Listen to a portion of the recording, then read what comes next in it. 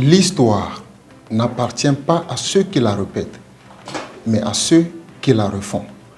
N'est-il pas l'heure pour nous, les Africains, de refaire cette partie de notre histoire qui fait porter à la femme africaine tous les préjudices pour avoir accouché que de filles?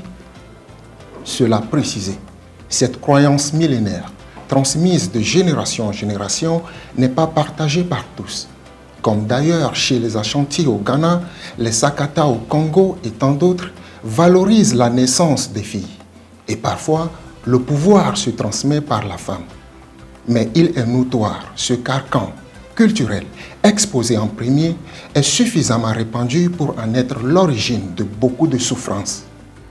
Sans juger, sans critiquer, sans condamner les peuples et leur culture, une mère de famille nombreuse qui n'a que deux filles dans certaines contrées en Afrique est perçue comme un échec.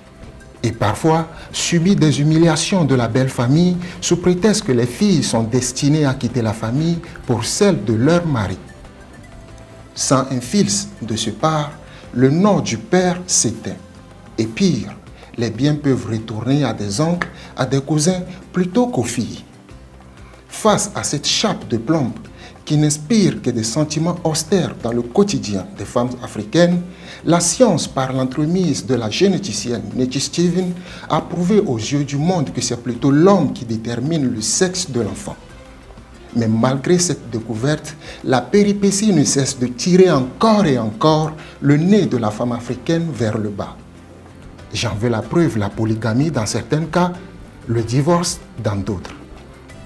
En résumé, face à cette culture infondée, bâtie sur aucune preuve scientifique, face à cette culture mythique qui confine la femme africaine dans une stigmatisation insondable, il nous faut non seulement sensibiliser, éduquer avec soin la nouvelle génération sur le mythe du genre attribué à la femme africaine, mais également promouvoir l'autonomisation économique de cette dernière afin de faciliter son insertion épanouie dans la société actuelle.